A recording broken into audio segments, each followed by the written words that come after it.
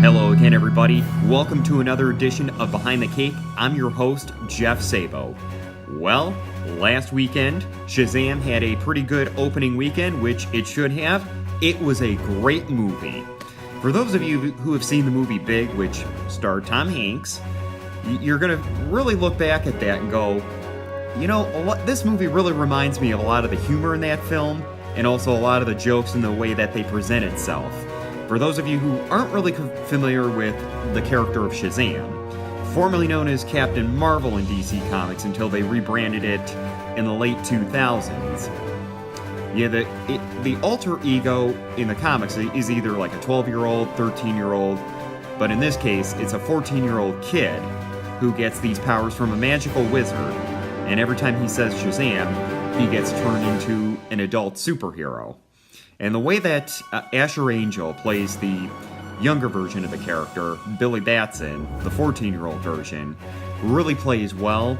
And then Zachary Levi, who I understand really enjoyed playing this role, does an incredible job.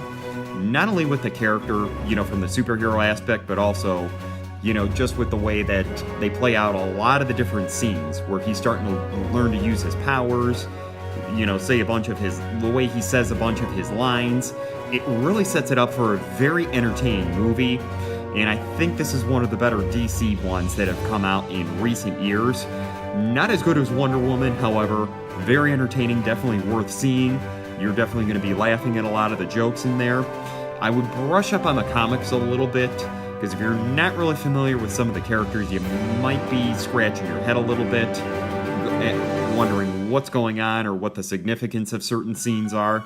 So if you can, go on Comixology, which is an Amazon company, and brush up on some of the comics. That'll really help you out, you know, throughout this film. I really like Mark Strong as Dr. Siviana, who's the main supervillain in this particular one.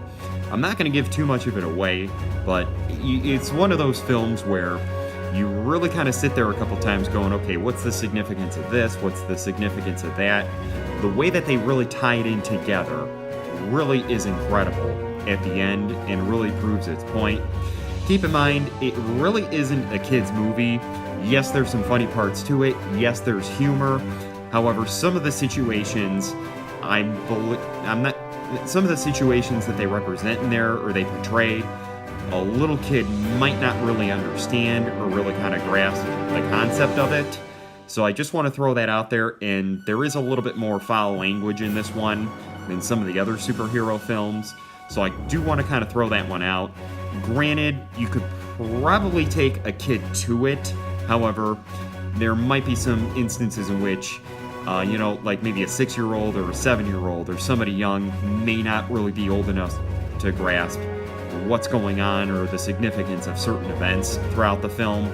So I do want to throw that out, and if you don't want to hear if you don't want the kids hearing bad language, there are going to be a couple of instances in which they do drop a couple of swear words in there. No F-bombs in it, but the language isn't as clean as some of the other ones that are out there. So I just wanted to throw that one out. So Shazam, go and see it. It is definitely worth it.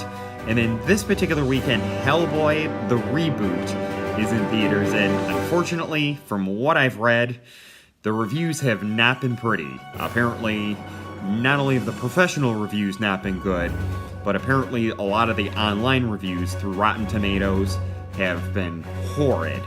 Now, from what I've seen, it kind of sounds like, you know, they just didn't really do as good of a job with this one.